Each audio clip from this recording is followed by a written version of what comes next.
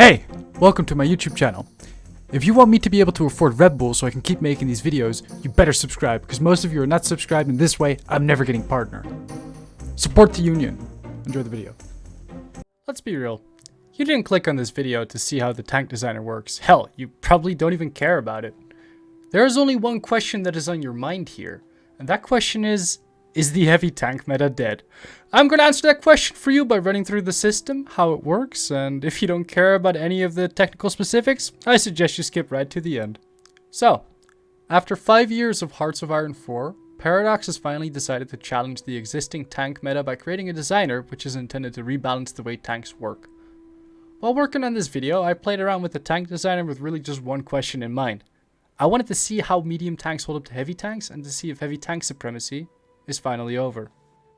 To begin, we have to look at the new tank research tree. The way tanks used to work is you researched a certain type, you get access to it, and then you upgraded it by investing XP. Paradox has removed this in favor of something more similar to the Navy system. Now, all you do is unlock the hull, and by researching other available techs such as artillery, anti-air, or radar, you get access to modules that will help you upgrade and mold your tank to your liking. The types of tanks that are available to the player are still the same. There are light, amphibious, medium, and heavy tank chassis available for research. After researching a chassis, the player can outfit it with modules based on whatever additional research they have done. For the main gun types, the player can research AA, artillery, and anti-tank to get SPAA, SPG, or TD tanks unlocked respectively.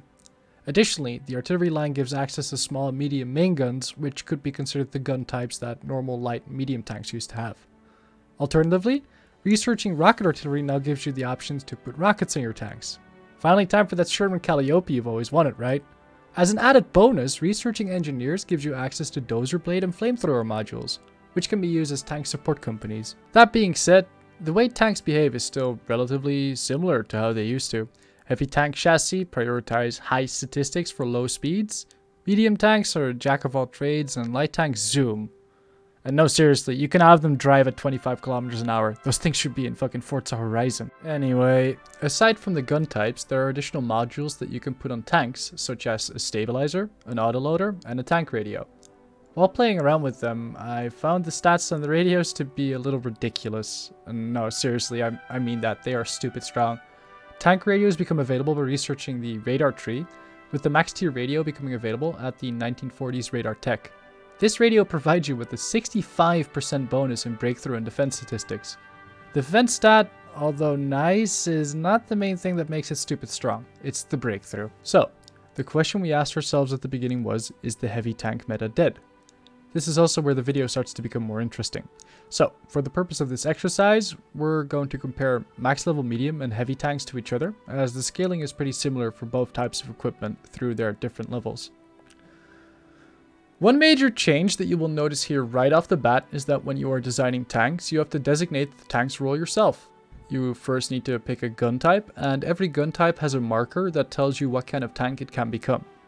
This here is my medium tank destroyer, which I've outfitted with the highest piercing level gun, which is the same as the heavy tanks use, and now I have to manually give it the tank destroyer role. Do not forget about this, or you will accidentally make the wrong tank type for the intended battalion. The other change is that tank destroyers are no longer the same width as regular tank divisions. Rather than 2 width, they are now 3 width. The trade-off is that their overall piercing contribution is now way higher than it used to be because of the increase in base piercing value on the gun modules. When designing a tank, it is important to decide if you would like to go for quality or quantity. I've designed a nearly fully upgraded medium tank here, which you can reasonably get in 1941 taking research bonuses into account. I've designed a heavy tank also at the same level of quality. Here are the two tanks in similar divisions. You will notice that the medium tank division has lower hard and slightly higher soft attack stats than the heavy tank division, but it will pierce them. Now the idea here would be that medium tanks are supposed to be significantly cheaper, thus you could put more in the field and therefore it's a worthwhile trade-off. This however isn't entirely true, and that's mostly because of outside factors. So if we look at the old cost differences, you will notice that mediums used to be roughly half the price of a heavy tank, going for 14 and 13 industrial costs respectively. The new tanks I have designed, however, don't have the same difference, as the stronger medium tank now costs 37 IC, while the heavy costs roughly 50 IC. Theoretically, it is possible to get medium tanks that cost less and can still take on heavy tanks, but that would require sacrificing armor. And having decent armor on your mediums will be important. Why is this so important? Anti-tank equipment. The cheapest way in the game to take out tanks is by building anti-tank guns. The piercing value of anti-tank guns has been buffed in No Step Back. Even though AT guns won't pierce heavy tanks, they will still easily pierce non-upgraded medium tanks for a price that is considerably lower than that of the tank itself. Here's an example of a mass mob division template that will absolutely shred through unupgraded mediums. So, is the heavy tank meta dead? I'd say it depends on your playstyle, but looking at the raw statistics and how the tank designer works, the heavy tank still seems to reign supreme and probably will be the most popular choice for most players. It is also likely we will see less tank divisions in the game overall due to the significant cost increase for tanks. Also, Paradox, please nerf radios. Compared to the roughly 700 breakthrough tank divisions used to have, 1400 base breakthrough is a little much. Do you agree with my assessment, or do you think I'm full of it? If you have any questions or would like to share your opinions about this video, let me know in the comments below, or join my community Discord, which you can also find in the description below. My name is Bigschmokes, and as always, have a good day.